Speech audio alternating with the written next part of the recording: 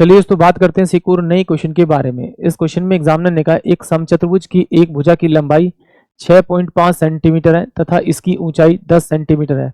यदि इसके विकर्ण की लंबाई 26 सेंटीमीटर है तो दूसरे विकर्ण की लंबाई क्या होगी, ये एग्जामिनर मुझसे पूछ रहा है। तो देखिए, एक समचतुर्भुज क्या होता है जिसकी सभी साइडें क्या होती हैं, आपकी बराबर बराबर होती है।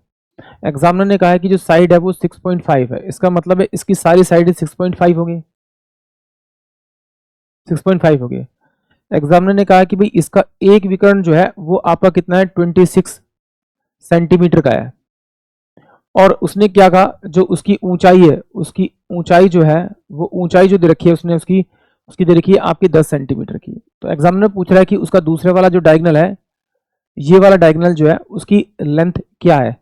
तो मुझे मालूम है कि अगर मुझे एक समचतुर्भुज दे रखा है, समचतुर्भुज दे रखा है, तो उसका अगर मुझे बेस पता है यानी 6 5 बाय में 10 और उसकी ऊंचाई पता है, तो मैं अगर उन दोनों को मल्टीप्लाई करूंगा तो मुझे उस समचतुर्भुज का एरिया आ जाएगा।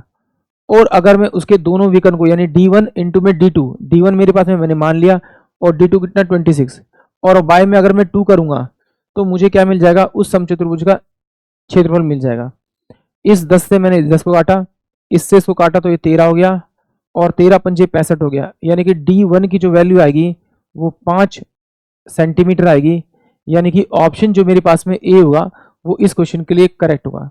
यानी कि अगर आपको इस टाइप के क्वेश्चन में मेंसुरेशन फॉर्मूले के बारे में प्रॉपर नॉलेज है, फिगर के बारे में प्रॉपर नॉलेज है, तो फिर आप क्वेश्चन को बड़ी आसानी से निकाल पाएंगे। इसलिए कम से कम जब भी आप इस टाइप के चैप्टर को प्रैक्टिस करना शुरू करें तो आप कॉपी निकाल के सिर्फ फॉर्मूले को एक बार देख लिया करें और पढ़ लिया करें, तो आपके बहुत सारे डाउट क्लियर हो जाएंगे और फिर ये क्वेश्चन आपकी आसानी से होने लगेंगे। आई होप आप सभी को क्वेश्चन समझ में आया होगा।